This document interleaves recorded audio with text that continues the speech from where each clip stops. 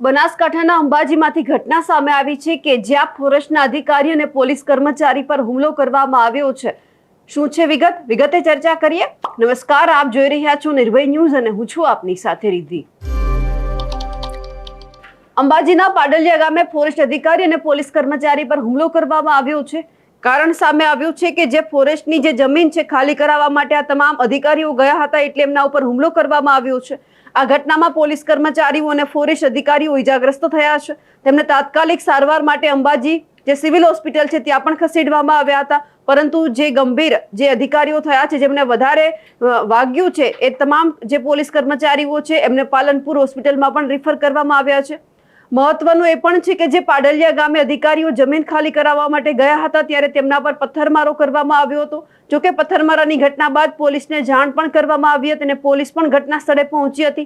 પોલીસે ઘટના સ્થળે પહોંચીને મામલો થાળે પાડવાનો પ્રયાસ કર્યો હતો, પરંતુ ત્યાંના સ્થાનિક લોકોએ પોલીસ ઉપર પણ પથ્થરમારો શરૂ કરી દીધો હતો, એટલે કે પોલીસ કર્મીઓ પણ આ હુમલાની ઘટનામાં ઇજાગ્રસ્ત થયા છે। ચોંકાવનારી બાબત તો એ છે કે જે પોલીસ કર્મચારીઓ પર પથ્થરમારો કરવામાં આવ્યો છે એમની સાથે જે અંબાજીના પીઆઈ છે તેમને પણ તીર મારવામાં આવ્યું છે અને હાલ સૂત્રો એવું પણ કહી રહ્યા છે કે તીર છે એ પીઆઈના કાન પાસે લાગતા પીઆઈ છે તે બેભાન થઈ ગયા હતા। હુમલાની ઘટના બાદ એક પછી એક પોલીસ કર્મચારીઓ ઇજાગ્રસ્ત થયા બાદ તેમને તમામને અંબાજીની સિવિલ હોસ્પિટલમાં ખસેડવામાં આવ્યા છે। આ સમગ્ર મામલે સમગ્ર વિસ્તાર છે પોલીસ છાવણીમાં ફેરવાઈ ગયો છે। પોલીસ દ્વારા તાત્કાલિક જે ઇજાગ્રસ્ત પોલીસ કર્મચારીઓ છે એમને હોસ્પિટલ ખસેડવામાં આવતા અધિકારીઓ પણ સિવિલ હોસ્પિટલ દોડી આવ્યા હતા। આ તમામને લઈને જ્યારે જિલ્લા કલેક્ટર છે મિહિર પટેલ એ પણ અંબાજી પહોંચ્યા હતા અને તમામ જે ફોરેસ્ટ વિભાગના જે ઘાયલ કર્મચારીઓ છે તેમની પણ મુલાકાત લીધી હતી અને આ સાથે તેમણે ખુલાસો એ પણ કર્યો છે લગભગ 45 થી 47 જેટલા કર્મચારીઓ છે કે જેમની ઉપર પથ્થરમારો કરવામાં આવ્યો છે અને આ તમામ બાબતે એ દ્રશ્ય ઉપર પણ એકવાર નજર કરીએ અને સાથે સાથે જિલ્લા કલેક્ટર મિહિર પટેલ શું કહી રહ્યા છે, ડોક્ટર શું કહી રહ્યા છે તે પણ સાંભળીએ। દાંતા તાલુકાના પાડલિયા ગામે કે જે અંબાજીથી આશરે 12 કિલોમીટર દૂર આવેલું છે, ત્યાં સર્વે નંબર 9 કે જે ફોરેસ્ટ વિભાગની જગ્યા છે ત્યાં સવારે 8:30 વાગે અંદાજિત નર્સરી અને પ્લાન્ટેશનની કામગીરી ચાલી રહી હતી। ફોરેસ્ટ વિભાગની સાથે સાથે પોલીસ અને રેવન્યુ ડિપાર્ટમેન્ટના લોકો પણ તેમની સાથે હતા। અંદાજિત 2:30 વાગ્યાના સમયગાળે 500 કરતાં પણ વધારે જે લોકોનું ટોળું છે એમને એક પૂર્વ આયોજિત રીતે કહી શકાય એવો પથ્થર, ગોફણ અને તીર કામઠાથી હુમલો કર્યો છે।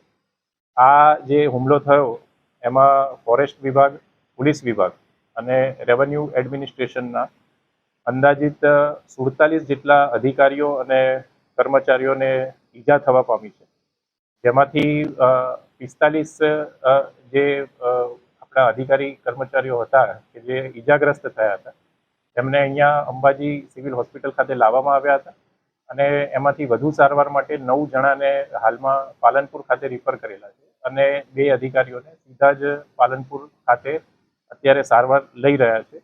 તમામ જે ઘાયલ કર્મચારીઓ છે, અધિકારીઓ છે એ હાલમાં સારવાર હેઠળ છે અને તમામની જે હાલત છે, તમામની જે પરિસ્થિતિ છે એ હાલમાં સ્ટેબલ છે।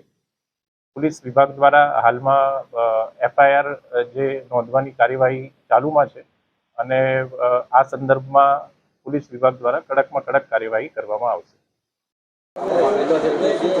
અંબાજી ખાતે પાડલિયા ગામ આગળ પોલીસ કર્મીઓ અને ફોરેસ્ટના કર્મીઓ ઉપર હુમલો થયેલો હતો। એમાંથી અમુક દર્દીઓ ત્યાં જ સારવાર આપવામાં આવેલી છે। આમાંથી 2 દર્દીઓ થોડા વધારે વાગવાથી અહીં લાવવામાં આવ્યા છે બનાસ મેડિકલ કોલેજ ખાતે અને અત્યારે અમારા જે ચેરમેન છે PJ ચૌધરી સાહેબે અમને આ દર્દીઓ આવે અગાઉથી અમને જાણ કરી દીધી હોવાથી અમે અત્યારે અમારા દરેક ડિપાર્ટમેન્ટના ડૉક્ટર્સ હાજર છે અને આ 2 દર્દીઓને માથામાં વાગેલું છે જેનો CT સ્કેન કરતાં જાણવા મળ્યું છે કે CT સ્કેન નોર્મલ છે અને બંને દર્દીઓ ગંભીરતામાંથી ખતરાથી બહાર છે।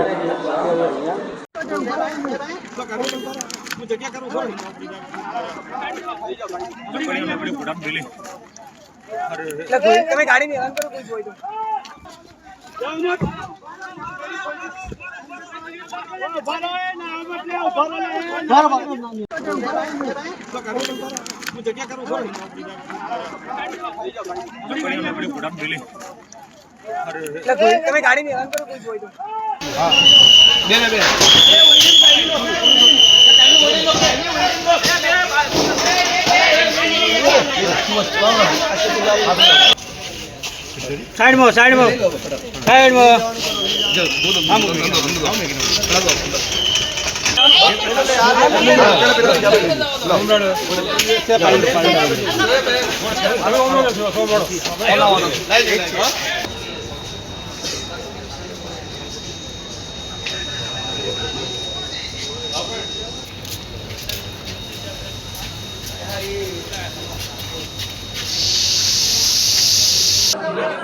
જેને ડ્રેસિંગ થઈ ગયું હોય ને અને જેને ઓછી વાગી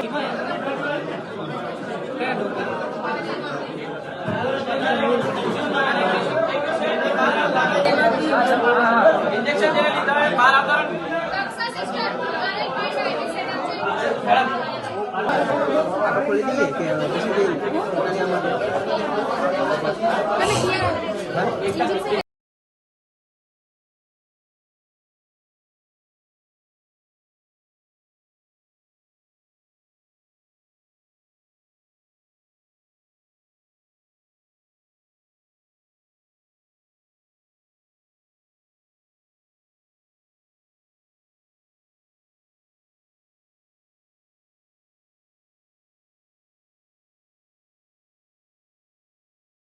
કલેક્ટર દ્વારા કહેવામાં આવ્યું છે કે જે વ્યક્તિ આ કર્યું છે તેમની સામે કડક પગલાં ભરવામાં આવશે, પરંતુ જે ઘટના સામે આવી છે તેમને લઈ આપ શું માનો છો કમેન્ટ કરીને ચોક્કસથી જણાવજો. સાથે જ અમારી નિર્ભય ન્યૂઝ ચેનલને લાઇક, શેર અને સબસ્ક્રાઇબ કરવાનું ભૂલશો નહીં. નમસ્કાર.